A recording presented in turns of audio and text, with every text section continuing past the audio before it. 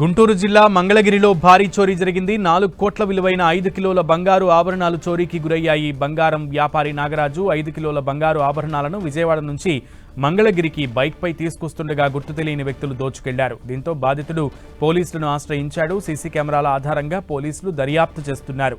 ముందస్తు సమాచారంతోనే చోరీ జరిగిందా అన్న అనుమానాలు వ్యక్తమవుతున్నాయి. దీంతో పోలీసులు గోల్డ్ వ్యాపారి నాగరాజును ప్రశ్నిస్తున్నారు.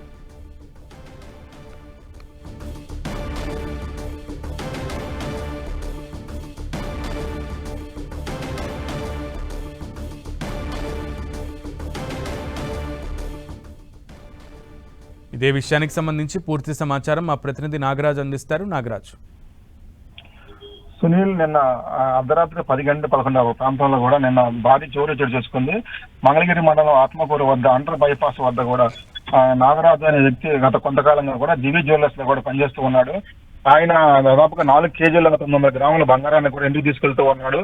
షాపు మూసివేసిన తర్వాత ఈ బంగారాన్ని ఓనర్కి అప్పచెప్పే క్రమంలో కూడా ఆయన మంగళగిరి ప్రాంతం నుంచి కూడా వెళ్తున్న క్రమంలో కూడా ఇద్దరు వ్యక్తులు హెల్మెట్ ధరించిన ఇద్దరు వ్యక్తులు కూడా బైక్ పై అక్కడ అనుసరించారని చెప్పేసి అని కూడా నాగరాజు చెప్తున్న పరిస్థితి ఉంది.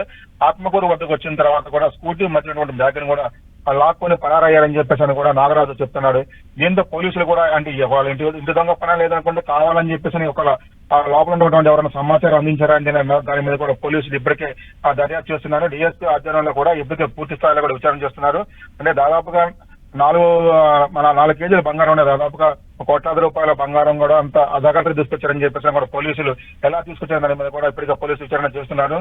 అంటే ఆ టైంలో కూడా దాదాపు 10 గంటల ప్రాంతంలో కూడా అంత తీసుకొచ్చిన అవసరం ఏముంటుందని చెప్పేసి కూడా పోలీసులు అయితే మాత్రం పూర్తి స్థాయిలో మాత్రం విచారణ చేస్తున్న పరిస్థితి ఉంది. సునీల్, నాగరాజు, అంత మొత్తంలో బంగారు ఆభరణాలని బైక్ మీద తీసుకెళ్లడం ఒకంత అనుమానాస్పదంగా ఉన్నటువంటి పరిస్థితుల్లో ఎటువంటి ప్రశ్నలు ఎదుర్కొంటున్నారు నాగరాజు? ముఖ్యంగా చూసినట్టయితే ఈ రోజు ఆదివారం కావడంలో కూడా షాపులు కూడా మొత్తం క్లోజ్ చేసే ఉంటాయి. అందుకని బంగారం అయితే మాత్రం మొత్తం తీసుకెళ్లి కూడా ఇంటికి అప్పచెప్పాల్సిన పరిస్థితి ఉంటుంది. దాదాపుగా వీటన్నింటికి కూడా ఆ కార్లు కానీ మిగతా వాహనాలు దానికి వినియోగిస్తూ ఉంటారు. అయితే ఈ కేవలం ఒక నాగరాజు మాత్రమే ఈ బంగారాన్ని తీసుకున్న స్కూటీ మీద కూడా అది కూడా స్కూటీ మీద మధ్యలో కూడా ఇప్పుడు తీసుకెళ్తానని చెప్పేసి కూడా చెప్పడంతో కూడా ఇంత అనుమానం అయితే వ్యక్తం చేస్తున్నారు. అయితే ఇంత బంగారాన్ని కూడా ఇలా అజాగ్రత్త తీసుకెళ్తానని చెప్పేసి కూడా చెప్తున్న పరిస్థితి అయితే ఉంది. మొత్తానికి అయితే మాత్రం ఇది ఇంటి దొంగల పని అని చెప్పేసి కూడా పోలీసులు అయితే మాత్రం దీని మీద విచారణ చేస్తున్న పరిస్థితి. ఓకే నాగరాజు.